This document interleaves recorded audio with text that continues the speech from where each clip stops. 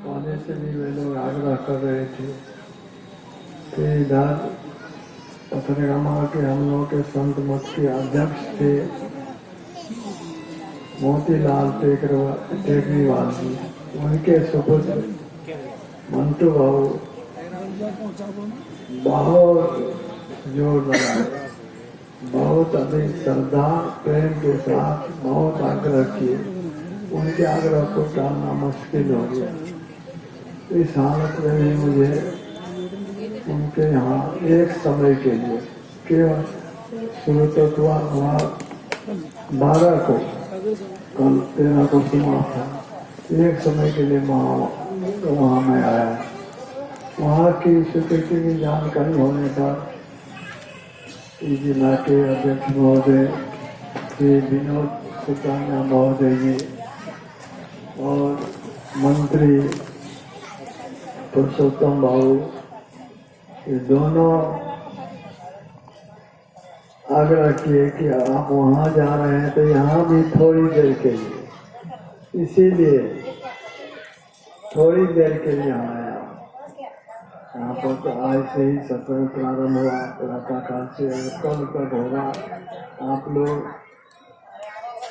लोगों को बाबा लोग जो यहाँ रहेंगे सुनेंगे। मैं अभी थोड़ी सी बात आप लोगों को कह देना चाहता हूँ। यह संत मत का सत्संग है। संत मत अर्थात संतों का मत। संत उसे कहते जो शांति स्वरूप ईश्वर परमात्मा को प्राप्त कर लिए। ऐसे जो भी महापुरुष हो गए उसे संत कहते हैं। संत का क्या कहना है, उनका क्या उपदेश है, उनका क्या मार्ग है। संत लोग कल्याण की बात, मानव कल्याण के लिए संसार में आते हैं और लोगों को कल्याण की बात सुनाते हैं। अभी हम लोग कोई भी कल्याण की हालत में नहीं है। सब के सब किसी न किसी तरह का दुख लगा हुआ है। संघर्ष किया काऊ न देखा, जो देखा सो दुखिया। लोग दुख से छूट जाए, सबके सब दुखों से मुक्त हो जाए, यही संत लोग बदलाने के लिए आते हैं। दुख से कैसे छूटना होगा? जब तक हम लोग बंधन में रहेंगे तब तक परवश हालत में रहेंगे, तब तक सुख की स्थिति में नहीं रहेंगे। हम जब परवश हालत में हैं, हमारी परवशता समाप्त हो जाए, हम मुक्त हो जाए, बंधन में नहीं रहे तो हम दुख में नहीं रहेंगे। वो बंधन है क्या? सब के सब बंधन से तो मुक्त कोई नहीं, देहधारी कोई भी बंधन से मुक्त नहीं। हम लोग सब के सब बंधन में है। यह सुन करके लोग आश्चर्य में पड़ेंगे, हम कैसे बंधन में है। बंधन में तो लोग पालतू जानवर को, गाय बैल भैंस इत्यादि को बांध करके रखते हैं, हम तो बंधे हुए नहीं हैं, ऐसा सोचेंगे। लेकिन संत लोग समझा करके कहते हैं कोई भी बंधन से मुक्त नहीं हो। और बंधन है क्या? तुम्हारा देह, तुम्हारी देह, तुम्हारा शरीर, यही बंधन है।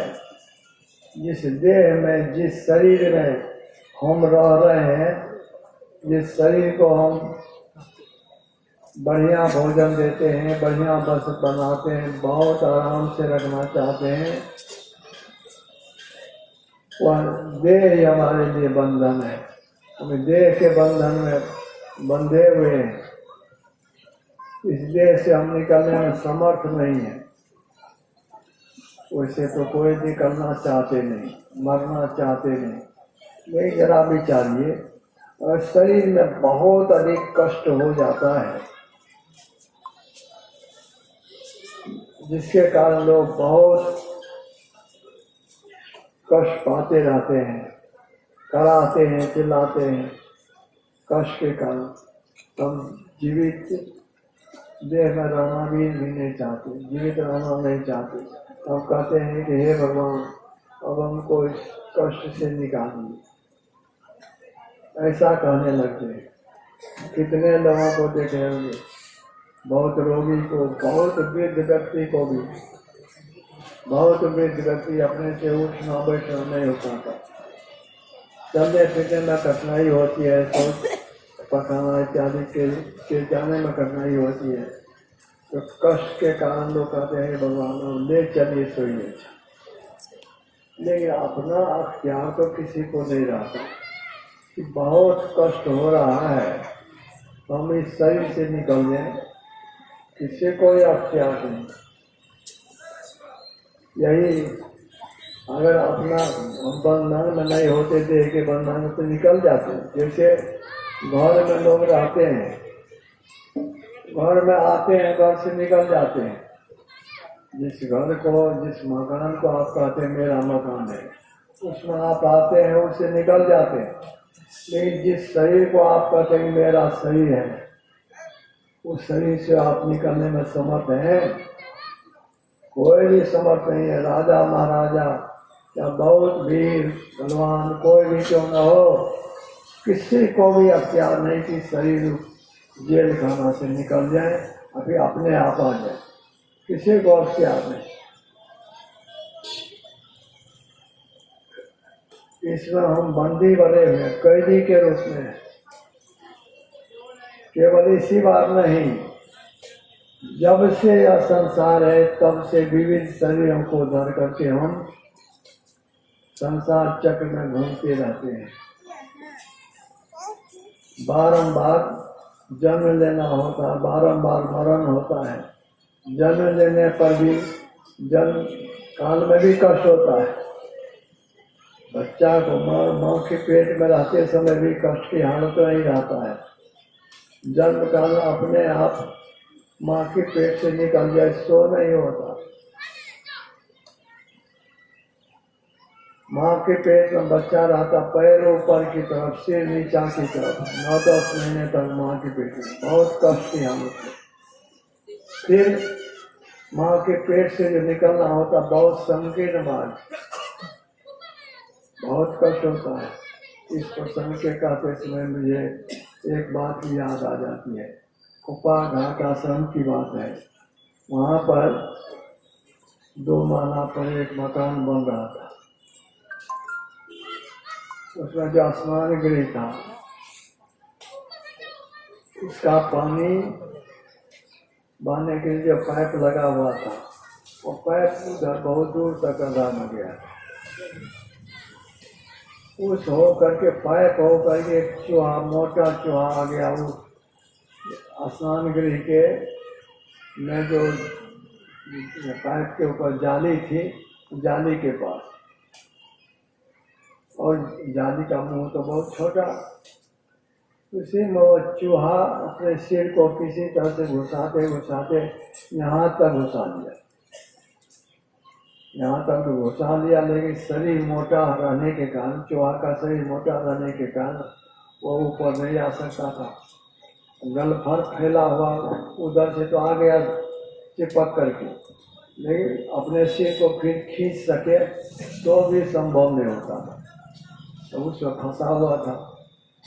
राजमिस्त्री लोग काम करने के लिए आए, देखा चूहा फंसा हुआ है, उधर ठहरना चाहे तो नहीं हो सकता था।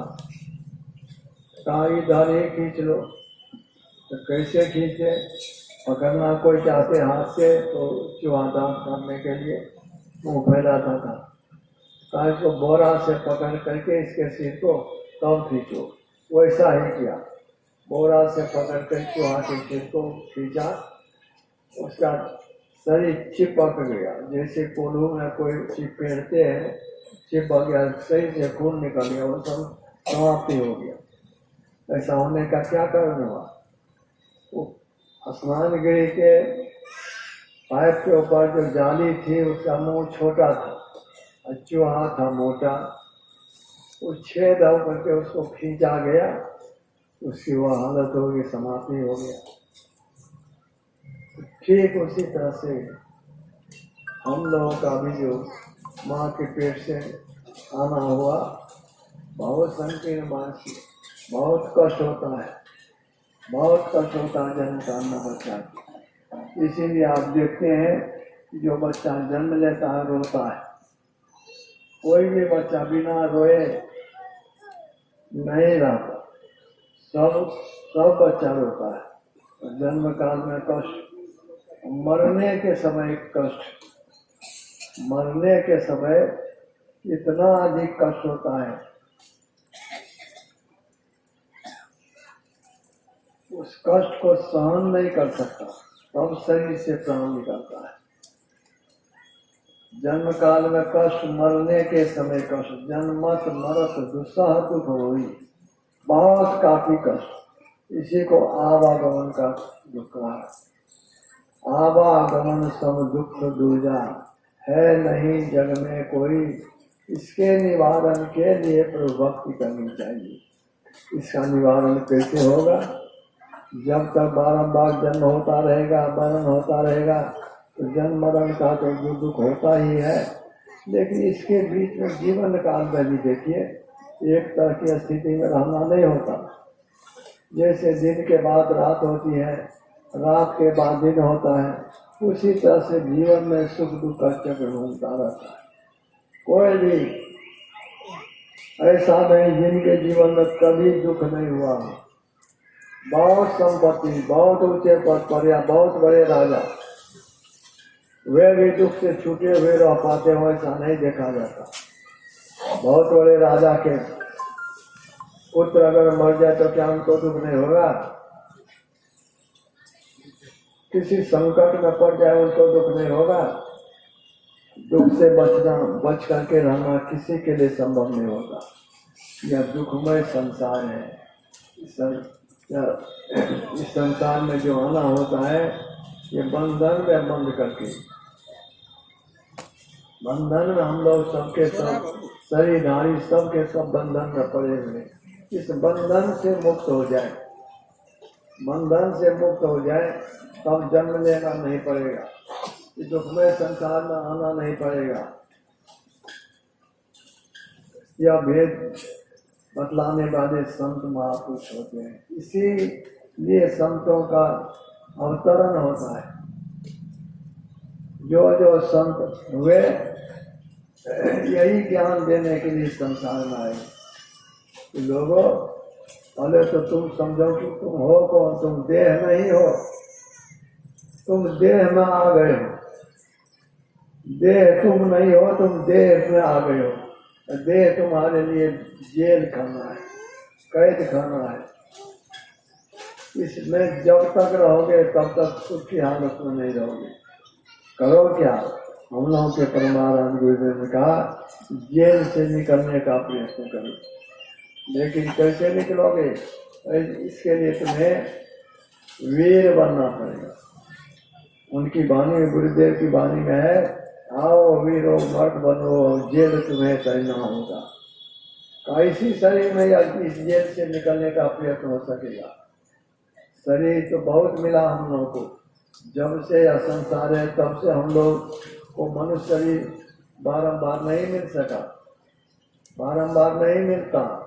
कैसे मिलता है? भगवान श्री राम ने अपने राज्य के लोगों को उपदेश के क्रम में कहा था कि आकर 4,84,000 जोनि बनोते अजीब अविनाशी, फिर सदा माया कर पेरा, काल कर्म स्वभाव मन घेरा, कवो करी करुणा नर देही, देख ईश्वर हेत सने।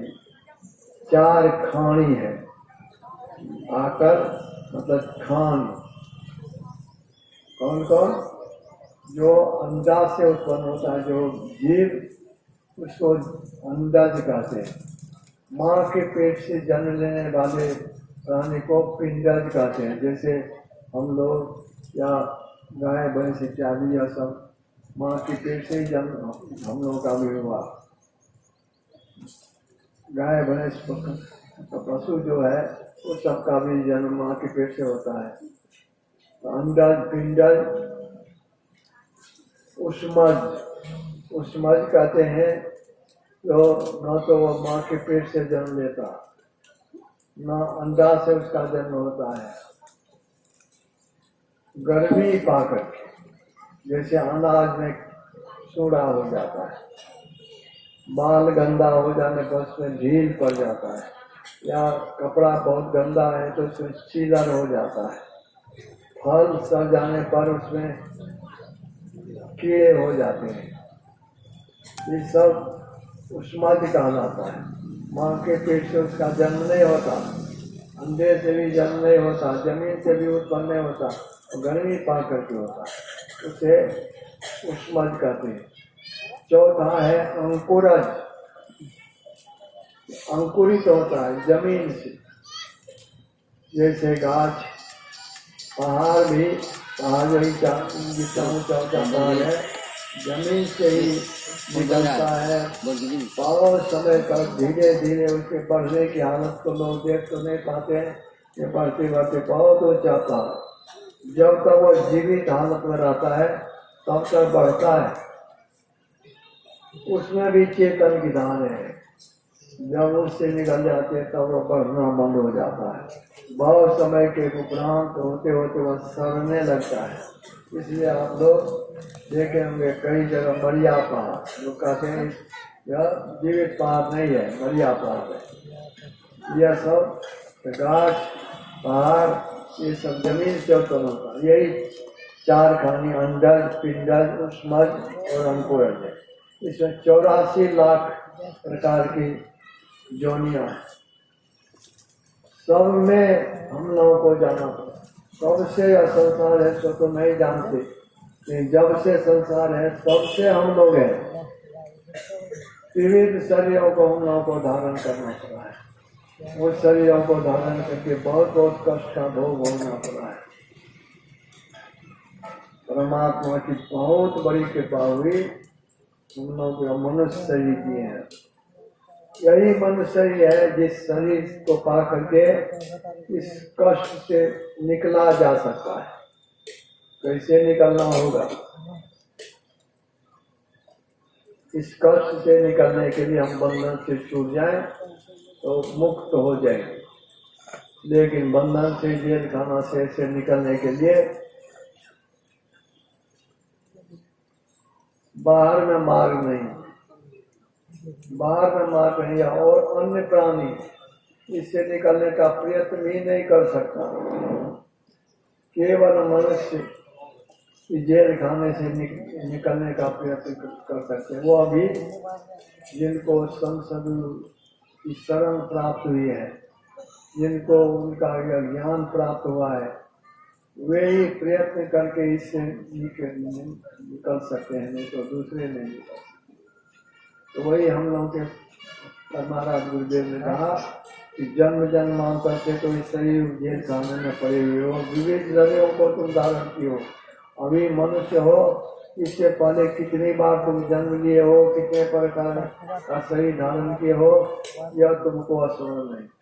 अवश्य जीवन में 2 बार परम परमात्मा शरीर मनुष्य स्तनधारी जीव को, मनुष्य शरीरधारी प्राणी को स्मरण करा देते 2 बार। 2 बार कब? पहली बार माता के पेट में बच्चा जब रहता है तो उपनिषद कार ने लिखा है, गुरु महाराज का जो सत्संग योग है उसमें एक मंत्र है उपनिषद का, ये 9वां महीना पूरा होने पर गर्भस्थ शिशु को जन्म जन्मांतर का स्मरण करा देते हैं। तो जन्म जन्मांतर का उनको देखने में आने लगता है। माँ के पेट में बच्चा है, उनको स्मरण हो आता है, जैसे सिनेमा का चित्र एक एक करके लोगों के सामने आता है, वो हटता जाता, उससे लोग देखते हैं यार, वो हटता जाता है फिर आता जाता है। उसी तरह से जन्म जन्मांतर का चित्र उनके सामने आता है कि सृष्टि के आदि काल से मैं कितनी बार जन्म लिया हूँ, कितने तरह का शरीर धारण किया हूँ, उन शरीरों को धर करके हमने क्या क्या कष्ट भोगा है, यह सब देखने में आता है। फिर वर्तमान स्थिति में वो देखता है कि मैं इस समय माँ के पेट में हूँ, लेकिन पैर मेरा ऊपर की तरफ है, सिर नीचा की तरफ है, हाथ जैसे इस तरह से बांध दिया हो, शरीर में बहुत तरह का कष्ट हो रहा है, इससे उभरने का कोई उपाय नहीं मालूम पड़ता, इससे निकलने का कोई उपाय नहीं मालूम पड़ता। तब वो परमात्मा से प्रार्थना करता है, हे प्रभु हमको इस कष्ट से बाहर कीजिए। संत कबीर साहब ने लिखा है, गर्भवास में रहियो कहियो मैं बजियो तो ही, इस दिन सुमरो नाम कष्ट से काढ़ो मोही, चरणन ध्यान लगाए के रहो नाम डोलाए, तो सारी हो या तन रहे की जाए। संत कबीर साहब कहते हैं, गर्भवास में रहियो कहियो मैं भजी हो तो ही। जब हम लोग माता के पेट में थे तो प्रतिज्ञा किए थे कि बाहर जाकर के मैं आपका भजन करूंगा, मैं भजी हो तो ही। निस्दिन सुमरो नाम कष्ट से काढ़ो मई, सब दिन आपका सुमरन करता रहूंगा, इस कष्ट से हमको बाहर कीजिए, निकालिए। चरणन ध्यान लगाए के रहो नाम डोलाए, आपके चरणों का ध्यान लगा करके सुमरन ध्यान में लोलीन होकर के रहूंगा। तनिकर तो ही विसारी हूँ या तन रहे की जाए, आपको कुछ भी नहीं भूलूंगा। इतना तो करार किए, इतना क्यों करार कार्य पर बाहर की ना, भूल गयो बात भयो माया आधीना। माता के पेट तो मैं तो इस तरह के प्रतिज्ञा किए, लेकिन जब परमात्मा हमको हम लोगों को माता के पेट से बाहर निकाल दिए, हम अपनी प्रतिज्ञा को भूल गए। और इस समय हम लोग को याद है कि हम माता के पेट में कष्ट की हालत में थे, प्रतिज्ञा किए थे, कुछ भी याद नहीं, भूल गए। जीवन भर भूला हुआ ही रहता है। ये तो वही ज्ञान देने के लिए संत महापुरुष इस संसार में आते हैं। तुम अपनी प्रतिज्ञा को भूल गए हो, बहुत उपभोग चुके हो।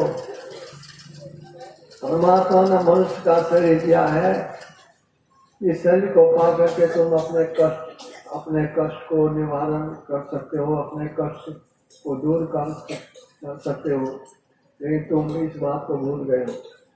कोई जैसे बड़भागी होते हैं, संत की संग जिनको मिलती है वे चेत पाते हैं, तब तो उनकी उबार होती है। नहीं तो अगर जीवन भर भूले हुए ही रह गए, या भूले हुए कौन रहते, बिन सतगुरु रहत भूलाना, बिना सतगुरु के जीव भूला हुआ ही रहता है। केवल कई खाना कई सोना और न कोई चुप। जो कभी सत्संग में नहीं आते, संतों के ज्ञान को नहीं सुन पाते, तो वे भूले हुए रह जाते हैं जीवन भर केवल कमाने खाने में। लेकिन कब तक यह धन, बहुत भले धन सभी, बहुत काफी संपत्ति अर्जन कर लिए, बहुत ऊंचे पद पर चले गए, अब बहुत बड़े राजा बन गए, नहीं तो सब छूटने वाला है, छूटता है, शरीर छूटता है, धन जन परिजन सहित आपन तन सब चाहिए कामना का सब छूटता है। अंत में मन पच गई है, अवसर भी अंतिम में जब फिर इस शरीर में रहने की अवधि समाप्त हो जाती है, तो जीव को निकलना पड़ता। अब निकलता कैसे, अपने आप निकल नहीं सकता, शरीर से अपने आप प्राण नहीं निकलता, क्योंकि इस शरीर में बाहर में जो मार्ग है, उस मार्ग से निकलने में बड़ा कष्ट होता है। बाहर में कौन सा मार्ग है, देखते हैं कि हम लोग के शरीर में 2 आँख है, 2 कान है, 2 नाक का छिद्र है, 6 हुआ, 1 मुंह, 7 मलमूत्र त्यागने का, ये 9 द्वार।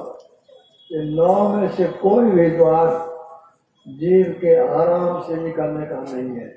निकलना तो पड़ता है, निकलना कब पड़ता, जब इस शरीर में रहने की अवधि समाप्त हो जाती है, तब उसे निकाला जाता, अपने आप नहीं निकलता,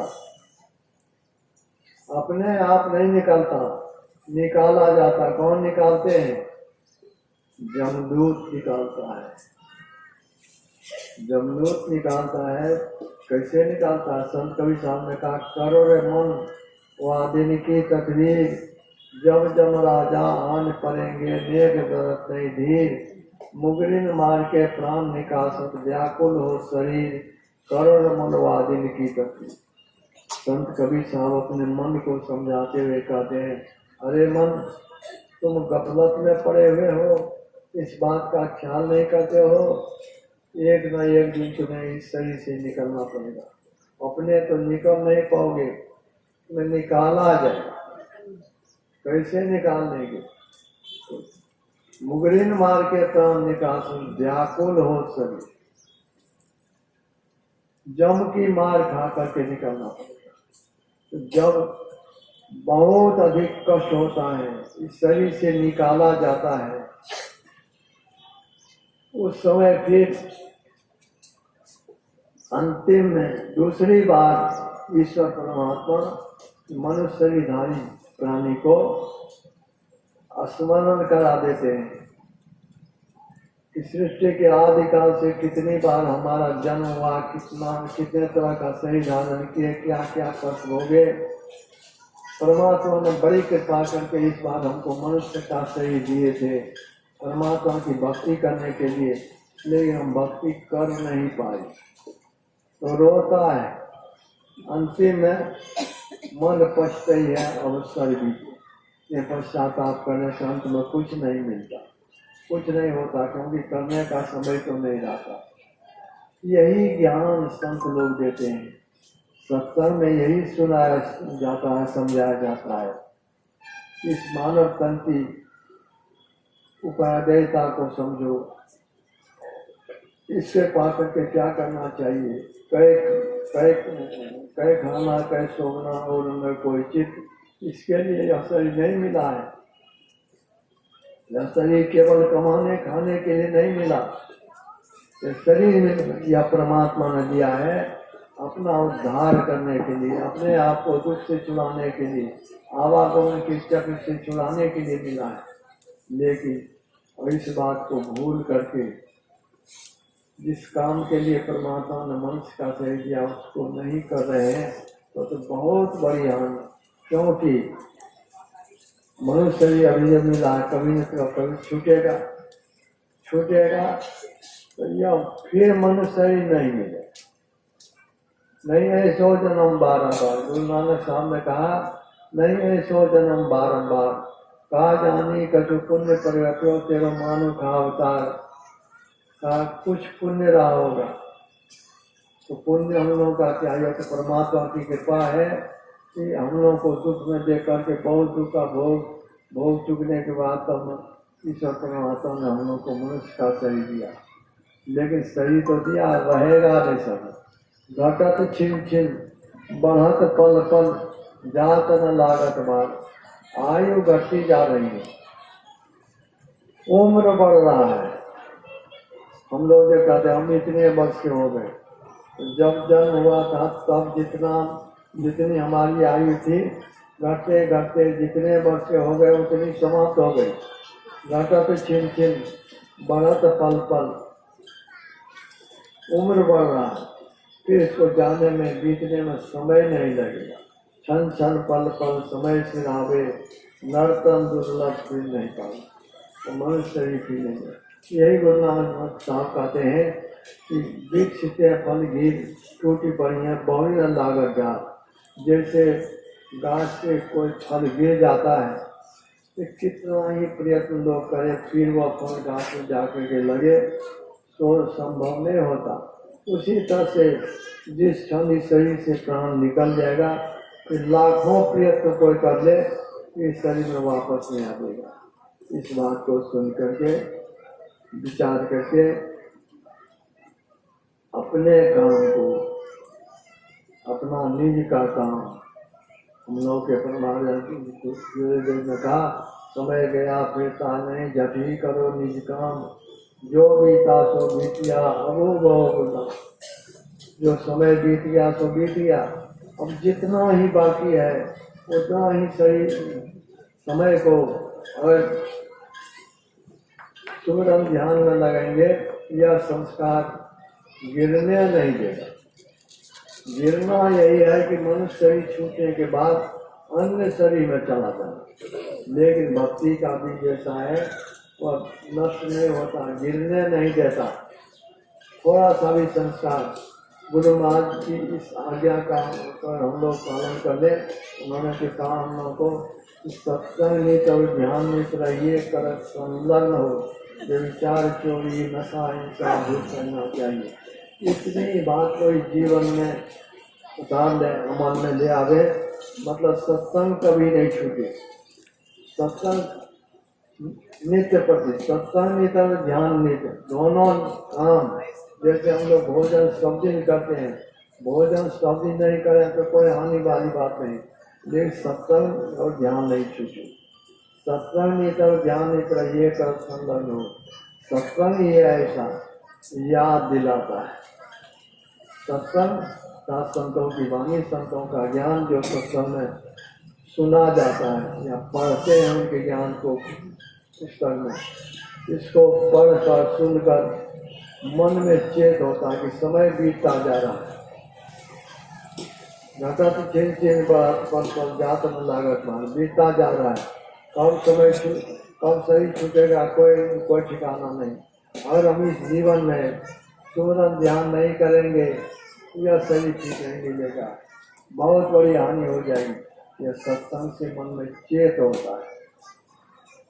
सत्संग इसीलिए हम लोग के परमानंद ने कहा, नित्य प्रति सत्संग कर ले प्यारा, तेरा काज शरीर सारा।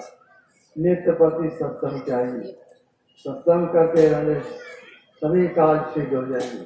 इस सभी काज में सार काज क्या है? हम जो जन्म जन्मांतर से परमात्मा का अंश होते हुए उनसे विलग होकर के इस दुखमय संसार में घूम रहे हैं, तो उनके पास पहुंचने के लिए परमात्मा की भक्ति चाहिए। और उस भक्ति के सीढ़ी पर कैसे हम बढ़ सकेंगे? तो सार काज को निर्णय करके धर चेतन धारा, चेतन की धार को हम पकड़े। वो चेतन की धार सबके अंदर में दो रूप में, चेतन की धार सबके अंदर। अभी तो आंख बंद करके अंधकार मालूम करता है, लेकिन संत साधु जो युक्ति हम लोगों को बतलाए हैं उस युक्ति के अनुसार साधन वर्णन करेंगे। करते करते अभी आंख बंद करके अंधकार मालूम पड़ता है तो ब्रह्म ज्योति का सहारा मिलेगा। फिर ब्रह्मनाद परमात्मा की ध्वनि हम अपने अंदर में सुन सकेंगे। विमल विमल अनहद ध्वनि बाजे, ये सुना तो बने जाको ध्यान लगे। जिनको ध्यान लगता है उनको सुनने में आता। यही दोनों धार, चेतन की धार